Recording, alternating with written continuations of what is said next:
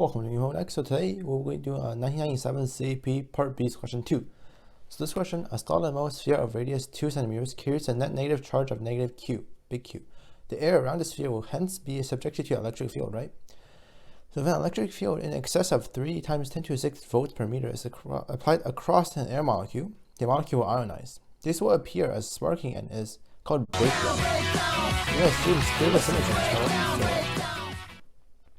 So we want to sketch the electric field lines within and around the charged sphere and show on a diagram how the SX charge in the sphere is distributed. So let's first draw a sphere. Just draw a circle in this case. Alright, excuse the bad drawing, but it's fine. Now we know this is a metal, right? And metal is a conductor, right? So for conductors, we know that excess charge won't be in the middle. It will always be, the electrons can flow freely throughout it, right? So excess charge will always be distributed on the surface. So if it has a net charge of negative Q, that means there have to be electrons on the surface of the sphere. And we know for conductors, the field inside it is 0. So in here, E is equal to 0.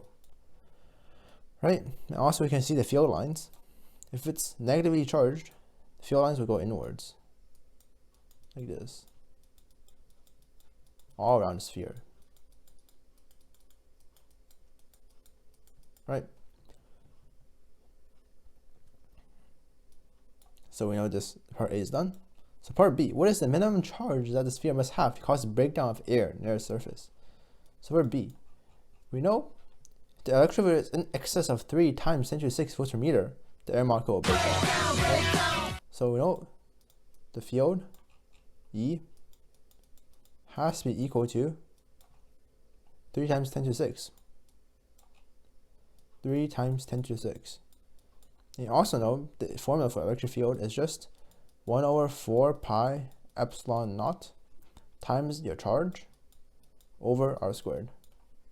Right, so solving for a charge, the Q, just going to be your field here times r squared times 4 pi epsilon naught.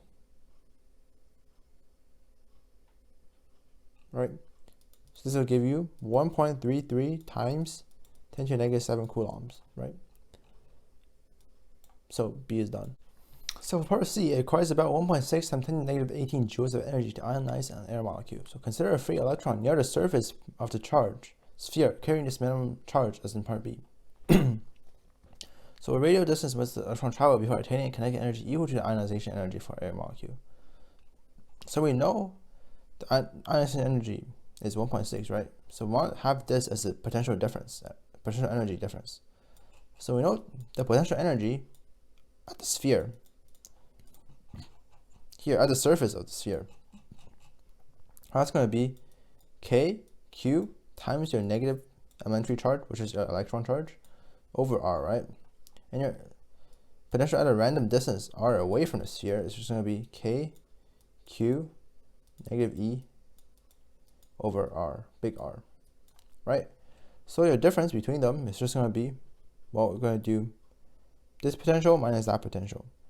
So we're going to do, factor out KQ and negative E, right? So KQ, negative E, then we do 1 over R minus 1 over R, right? We can also put this next one in there, so we get KQE 1 over R minus 1 over big R, right? And we know this is going to be equal to 1.6 times 10 to the negative 18 if you want the air molecule to break down, right? So we see we get R, 1 over R, can solve it to get 1 over R. 1 over R is approximately 49.99165. So you take inverse of that, you get R is equal to 0.020003344056. And you might be wondering why it's so specific. You'll find out later on, like right now. So we know the radius of the sphere, right, is just R equal to 2 centimeters, which is 0.02. So distance electron travel must be the difference between these two values.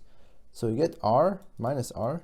That's going to be equal to 3.34 times 10 to the negative 6 meters, right?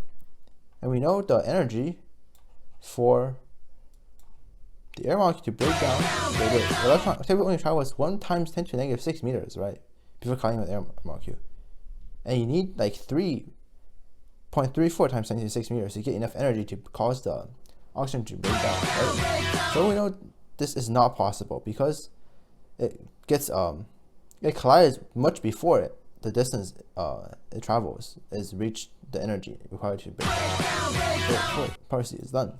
So for part D, what is the potential in units of V on the surface of the sphere when breakdown distance? Yo, special So you know the V, right? Electric potential is just going to be K times the charge of the sphere over R, right? You know the charged sphere, right? We calculated that in part A. Or part B, I'm pretty sure. And so charge is this thing. But we know here it says it's negative, right? So the charge is going to be negative. So you just plug in the values where Q is going to be negative 1.33 times 10 to negative 7 coulombs. And you plug these values in, you get potential is 59,850 volts. And with that, you're done the question. Thanks for watching.